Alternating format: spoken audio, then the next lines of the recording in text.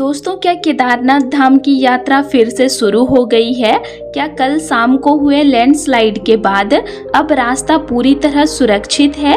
क्या श्रद्धालुओं को फिर से ट्रेक करने की अनुमति मिल चुकी है या अभी भी यात्रा पर रोक लगी हुई है? और सबसे बड़ा सवाल, क्या अभी के समय में केदारनाथ धाम की यात्रा करना सुरक्षित रहेगा? जय श्री केदारनाथ दोस्तों, आज तारीख हो चुकी है 6 जून और मैं आप लोगों के लिए केदारनाथ धाम का लेटेस्ट अपडेट लेकर आ चुकी हूं। तो दोस्तों, आप लोगों को पता ही है कि बीते कई दिनों से केदारनाथ धाम में लगातार बारिश का दौर जारी है। कभी दोपहर में बारिश हो रही है तो कभी शाम के समय मौसम अचानक खराब हो जा रहा है। इसी बीच कल यानी 5 जून की शाम एक बार फिर लैंडस्लाइड की घटना देखने को मिली थी, जिसके बाद प्रशासन ने अस्थायी रूप से यात्रा मार्ग को बंद कर दिया था। तो आखिर कल लैंडस्लाइड कहां हुआ था? यात्रा कितने समय तक प्रभावित रही? क्या रात भर श्रद्धालु सुरक्षित स्थानों पर रुके रहे? और सबसे महत्वपूर्ण बात, क्या आज 6 जून को यात्रा मार्ग फिर से खोल दिया गया या अभी भी बंद है? इसी के साथ दोस्तों, हम लोग आज केदारनाथ धाम का ताजा मौसम अपडेट भी जानेंगे। आज सुबह से मौसम कैसा बना हुआ है, बारिश हो रही है या नहीं, ट्रेक मार्ग की स्थिति अभी कैसी है, रास्ते सुरक्षित हैं या अभी भी फिसलन और खतरा बना हुआ है, और श्रद्धालुओं की भीड़ के बारे में भी हम लोग विस्तार से जानेंगे। और कल हुई एक श्रद्धालु की मौत, तो किस वजह से उसकी मौत हुई, इसके बारे में भी हम लोग आगे विस्तार से जानेंगे। और दोस्तों, आज की इस वीडियो में मैं आप लोगों को उस नए रास्ते के बारे में भी पूरी जानकारी दूंगी जो हाल ही में केदारनाथ धाम यात्रा के लिए तैयार किया गया है। क्या अभी श्रद्धालु उस नए मार्ग का उपयोग कर सकते हैं? क्या वह रास्ता पूरी तरह सुरक्षित है और किन श्रद्धालु को उस मार्ग से यात्रा करनी चाहिए? इन सभी महत्वपूर्ण सवालों के जवाब आज की इस वीडियो में विस्तार से मिलने वाले हैं। इसीलिए आप लोग वीडियो को अंत तक जरूर देखिएगा, क्योंकि आज की जानकारी यात्रा पर आने वाले हर श्रद्धालु के लिए बेहद महत्वपूर्ण होने वाली है। और दोस्तों, वीडियो में आगे बढ़ने से पहले एक छोटी सी काम की बात, अगर आप में से कोई भी इस साल 4 धाम यात्रा जाने का प्लान बना रहे हैं लेकिन होटल, खाना या ट्रांसपोर्ट को लेकर टेंशन में हैं, तो मैं आपको एक आसान तरीका बता दूं। देवस्थान एक्सपर्ट के साथ आप अपनी पूरी यात्रा पहले से प्लान कर सकते हैं। यहाँ आपको अच्छा होटल, खाने पीने की व्यवस्था और गाड़ी की सुविधा सब कुछ मिल जाता है। और अगर आप हेलीकॉप्टर से जाना चाहते हैं तो वह ऑप्शन भी उपलब्ध है। स्क्रीन पर जो नंबर दिया है वहां एक बार कॉल या व्हाट्सएप करके जानकारी जरूर ले लीजिए। बाकी चलिए अब आगे बढ़ते हैं आज के अपडेट पर। तो दोस्तों, सबसे पहले हम लोग यह जान लेते हैं कि आखिर कल 5 जून को लैंडस्लाइड कब हुआ था और इसकी वजह से यात्रा पर कितना असर पड़ा था। तो दोस्तों, आप लोगों को मैंने कल के अपडेट में भी बताया था कि पूरे दिन केदारनाथ धाम क्षेत्र में रुक रुक कर बारिश होती रही। मौसम लगातार खराब बना हुआ था और पहाड़ों में कई दिनों से बारिश का सिलसिला जारी था। ऐसे में शाम के समय एक बार फिर लैंडस्लाइड की घटना देखने को मिली। आप लोगों को पता ही है कि सोनप्रयाग और गौरीकुंड के बीच का जो मार्ग है वहां पर बारिश के मौसम में अक्सर पहाड़ों से मिट्टी और पत्थर गिरने की घटनाएं सामने आती रहती है। कल भी इसी क्षेत्र में लैंडस्लाइड हुआ, जिसके बाद प्रशासन ने तुरंत सुरक्षा को ध्यान में रखते हुए आवाजाही को रोक दिए। लैंडस्लाइड होने के बाद यात्रा मार्ग पर मौजूद अधिकारियों और सुरक्षा कर्मियों ने हालात का जायजा लिया और श्रद्धालुओं को आगे बढ़ने की अनुमति नहीं दी। इसके बाद यात्रा को अस्थायी रूप से रोक दिया गया। जो श्रद्धालु सोनप्रयाग की तरफ थे उन्हें वहीं सुरक्षित स्थानों पर रुकने के लिए कहा गया, जबकि जो श्रद्धालु केदारनाथ धाम से दर्शन करके वापस लौट रहे थे उन्हें गौरीकुंड की तरफ सुरक्षित जगहों पर रोका गया। पूरी रात श्रद्धालु प्रशासन के निर्देशों का पालन करते हुए सुरक्षित स्थानों पर ही रुके रहे। दोस्तों, बहुत से श्रद्धालु यह सवाल पूछते हैं कि लैंडस्लाइड होने के बाद यात्रा तुरंत क्यों नहीं शुरू कर दी जाती। तो तो इसका कारण सुरक्षा है। जब एक बार पहाड़ से मिट्टी और पत्थर गिरते हैं तो उसके बाद भी कुछ समय तक छोटे बड़े पत्थर गिरने का खतरा बना रहता है। इसीलिए प्रशासन पहले पूरी तरह जांच करता है, फिर रास्ते को सुरक्षित घोषित करने के बाद ही श्रद्धालुओं को आगे जाने की अनुमति देते हैं। तो सबसे अच्छी बात यह रही कि इस घटना में किसी भी श्रद्धालु के घायल होने या किसी बड़े नुकसान की कोई जानकारी सामने नहीं आई। सभी श्रद्धालु सुरक्षित हैं और प्रशासन ने समय रहते स्थिति को संभाल लिया। लेकिन दोस्तों, इसी बीच एक बेहद दुखद घटना भी देखने को मिली। लगातार बारिश के कारण पहाड़ों की मिट्टी और चट्टानें कमजोर हो चुकी थी। इसी दौरान यात्रा मार्ग पर पहाड़ से अचानक एक पत्थर नीचे आ गिरा और उसकी चपेट में एक श्रद्धालु आ गया। पत्थर सीधे उसके सर पर लगा, जिससे उनकी मौके पर ही मौत हो गई। यह घटना इतनी अचानक हुई कि किसी को संभलने का भी मौका तक नहीं मिला। और दोस्तों, ये लैंडस्लाइड वाले स्थान पर नहीं हुआ बल्कि दूसरे जगह पर हुआ, मतलब गौरीकुंड से केदारनाथ धाम के बीच मार्ग में हुआ। और वहां पर कोई बड़ा लैंडस्लाइड नहीं हुआ था, बस एक पत्थर आकर के अचानक उसके सर पर गिर गया और उसकी वहीं पर मृत्यु हो गई। तो ये बेहद दुखद घटना है दोस्तों, और ये कल की ही घटना है। तो दोस्तों, मैं आप सभी श्रद्धालुओं से यही निवेदन करूंगी कि यात्रा के दौरान लैंडस्लाइड वाले क्षेत्रों में बिल्कुल भी ज़्यादा देर तक ना रुकें। पहाड़ों के बिल्कुल किनारे खड़े होकर फोटो और वीडियो बनाने से बचें। अगर कहीं बारिश हो रही हो या ऊपर से छोटे छोटे पत्थर गिरते दिखाई दे तो तुरंत सुरक्षित स्थान पर चले जाएं।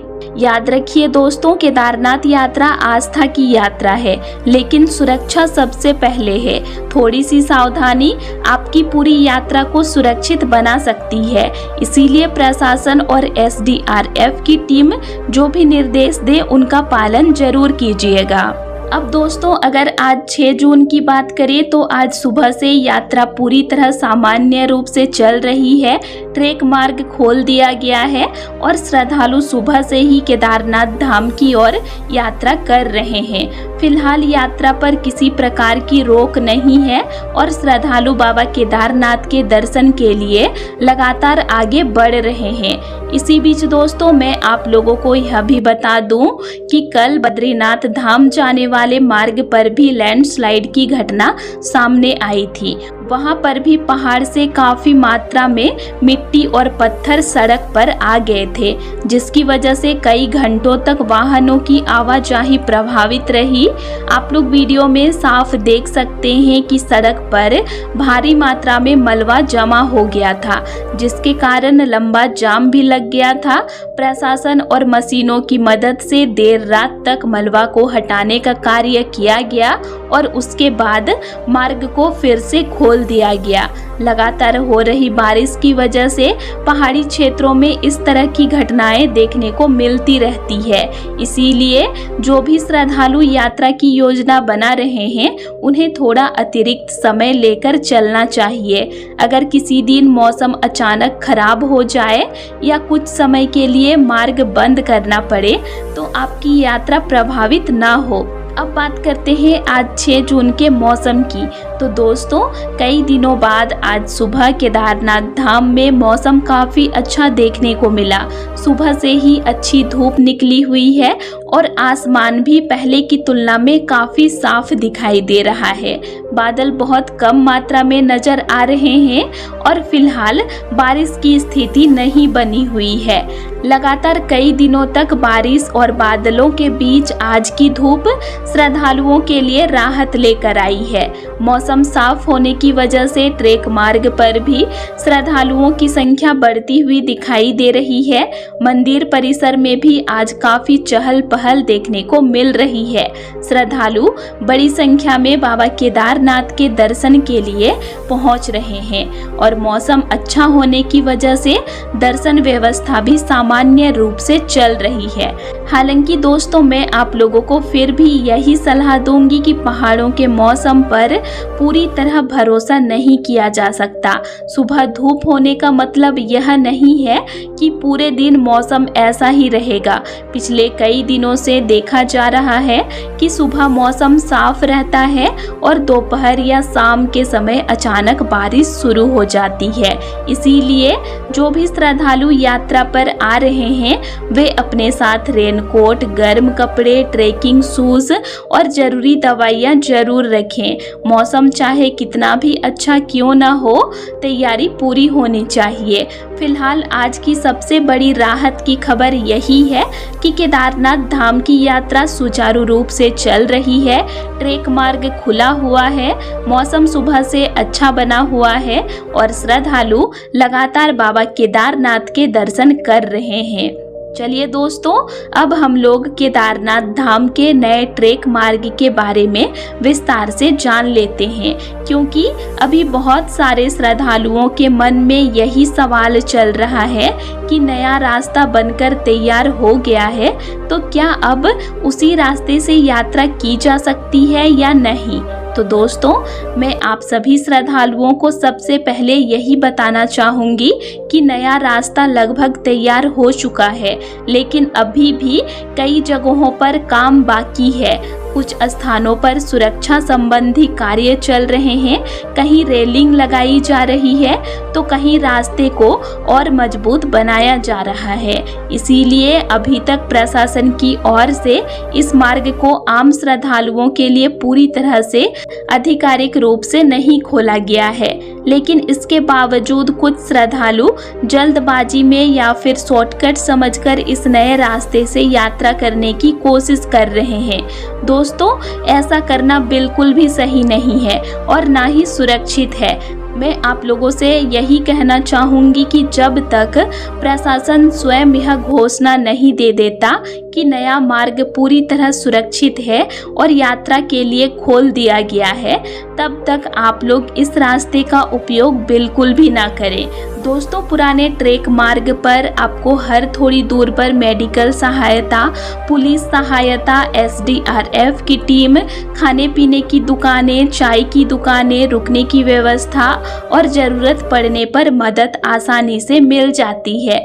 लेकिन नए रास्ते पर अभी ऐसी सुविधाएं पूरी तरह उपलब्ध नहीं है। सोचिए, अगर किसी श्रद्धालु की अचानक तबीयत खराब हो जाए, सांस लेने में परेशानी होने लगे, पैर फिसल जाए या कोई स्वास्थ्य समस्या आ जाए तो वहां तुरंत मदद पहुंचाना भी मुश्किल हो सकता है। इतना ही नहीं दोस्तों, अगर आप नए रास्ते पर देर शाम तक पहुंच जाते हैं और अंधेरा हो जाता है तो वहां अभी पर्याप्त लाइटिंग की व्यवस्था नहीं है। पहाड़ी क्षेत्रों में अंधेरा बहुत जल्दी हो जाता है और ऐसे में रास्ता पहचानना भी कठिन हो सकता है। इसके अलावा स्थानीय लोगों के अनुसार उस क्षेत्र में जंगली जानवरों की आवाजाही भी रहती है। कई बार भालू और अन्य वन्य जीव भी वहां दिखाई देते हैं। इसीलिए यह रास्ता फिलहाल पूरी तरह सुरक्षित नहीं माना जा रहा है। और दोस्तों, कल 5 जून को लगातार हुई बारिश के कारण इसी नए मार्ग के एक हिस्से में लैंडस्लाइड भी देखने को मिली। आप लोग वीडियो में भी देख सकते हैं कि पहाड़ी से मिट्टी और पत्थर नीचे गिर गए थे। अब सोचिए, अगर उसी समय कोई श्रद्धालु वहां से गुजर रहा होता तो उसे कितनी गंभीर चोट लग सकती थी। यही कारण है कि प्रशासन बार बार श्रद्धालुओं से अपील कर रहा है कि फिलहाल केवल अधिकृत और खुले हुए ट्रेक मार्ग का ही उपयोग करें। दोस्तों, केदारनाथ यात्रा कोई दौड़ नहीं है, यहाँ सबसे जरूरी चीज है सुरक्षा। बाबा केदारनाथ के दर्शन तभी सुखद होंगे जब आप सुरक्षित रहेंगे और सही सलामत अपने घर वापस लौटेंगे। इसीलिए किसी भी YouTube video, social media post या किसी अन्य व्यक्ति की बातों में आकर नए रास्ते से यात्रा करने का जोखिम बिल्कुल मत उठाइए। प्रशासन और स्थानीय अधिकारियों के निर्देशों का पालन कीजिए और केवल उसी मार्ग से यात्रा कीजिए जो आधिकारिक रूप से खुला हुआ है। बाकी दोस्तों, जैसे ही नया रास्ता पूरी तरह तैयार हो जाएगा, सभी सुरक्षा जांच पूरी हो जाएगी और प्रशासन की ओर से इसे श्रद्धालुओं के लिए खोल दिया जाएगा। मैं आप लोगों को सबसे पहले इसकी जानकारी जरूर दूंगी। तो फिलहाल आप लोग सुरक्षित रहें, मौसम के अपडेट देखते रहें, प्रशासन के निर्देशों का पालन करें और बाबा केदारनाथ के दर्शन पूरी श्रद्धा और सावधानी के साथ करें। और डेली का केदारनाथ धाम का लेटेस्ट अपडेट के लिए मेरे चैनल से जुड़े रहिए, चैनल को सब्सक्राइब करके, क्योंकि मैं हर दिन केदारनाथ धाम का लेटेस्ट अपडेट देती हूँ। तो दोस्तों आज के लिए इतना ही, और आप लोगों को मेरा आज का इन्फॉर्मेशन कैसे लगा ये मुझे कमेंट करके ज़रूर बताइएगा। और वीडियो अच्छा लगा तो वीडियो को लाइक कीजिएगा और साथ ही चैनल को सब्सक्राइब भी ज़रूर कर लीजिएगा। और अगर आप लोगों को केदारनाथ धाम से रिलेटेड और भी वीडियोस देखने हैं तो मेरे चैनल में अपलोड हैं, आप उनको भी देख सकते हैं। तो चलिए फिर मिलते हैं एक नई वीडियो के साथ। Thanks for watching.